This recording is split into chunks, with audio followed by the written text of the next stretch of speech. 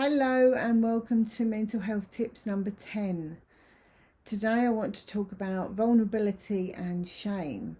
And before you turn the video off, this is going to be a productive and positive video.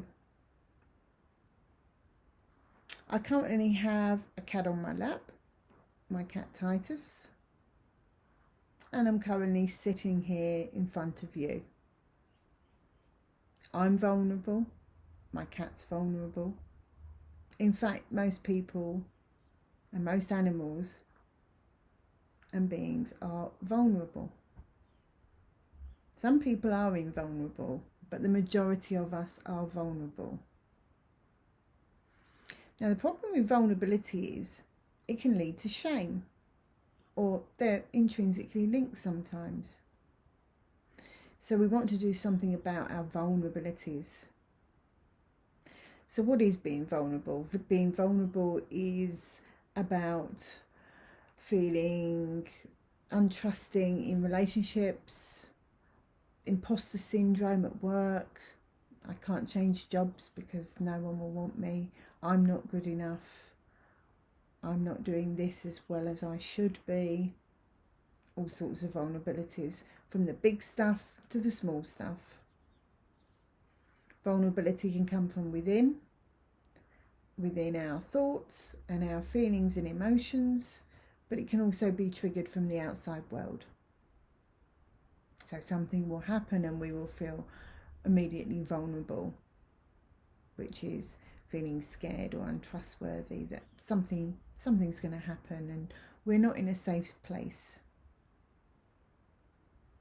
Do you know what your vulnerabilities are? Because that's the first step. We need to know, what are my vulnerabilities? Now, I've done this myself many a time, and I did it again the other day, just to go through this before doing this video. I wrote down my vulnerabilities. I also wrote down things that I still felt shame about.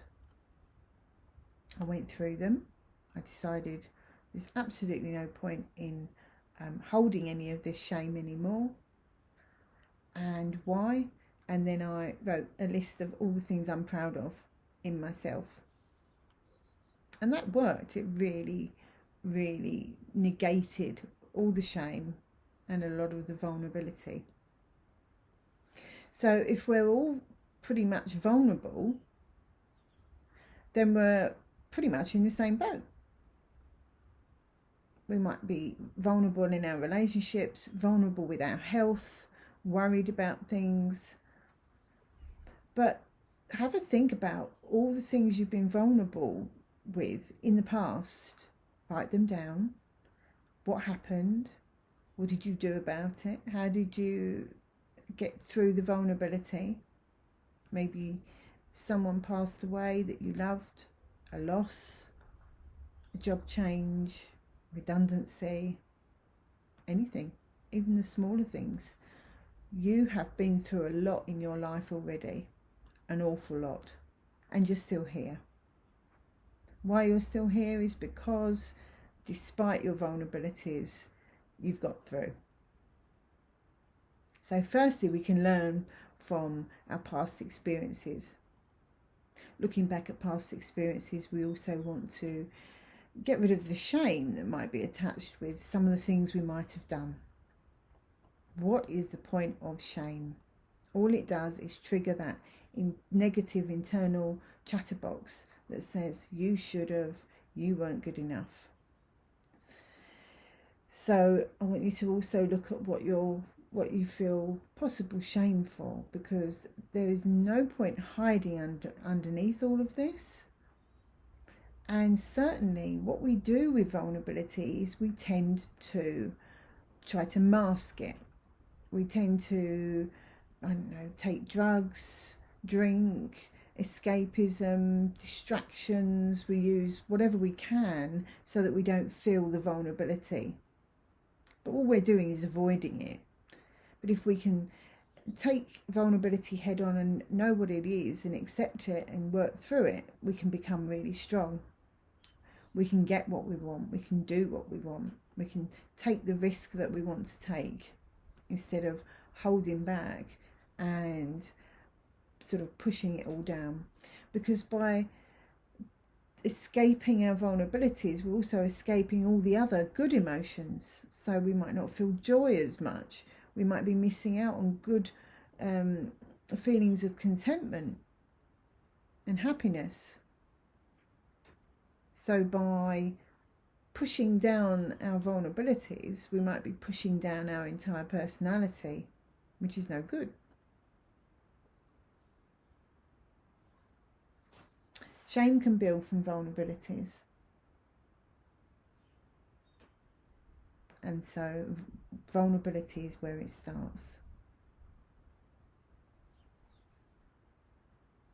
If there's something to feel sorry for, or to say sorry for, that we've done that's wrong, and we all do things, then say sorry. But vulnerability and shame are quite different. That's more about feeling guilty. Oh, I've done something to upset them and I need to repair that. If we deal with our own vulnerabilities and shame, we can empathise with other people's, and we can build stronger relationships that way. Our communication is better. We are who we are, and we need to work on ourselves, not other people. We don't need to compare to others all of the time.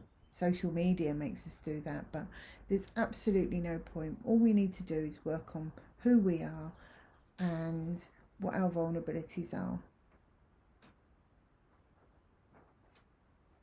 So what have you been through that you survived so far? Write it down. Write down your vulnerabilities. Write down anything you're currently feeling shame about, and deal with it.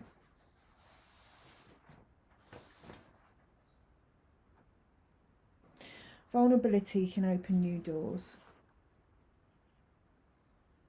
We can use it instead of trying to crush it. If we can sit here vulnerable, as I am right this moment, doing this video, we push past, we grow stronger, we grow bigger, and we get what we want. We get our needs met, we can be more assertive. So I want you to think about your vulnerabilities and shame today, but in a good way, and push past them. Thank you for watching. If you like this video, please click the like button and subscribe for more videos. I wish you all the best, and bye for now.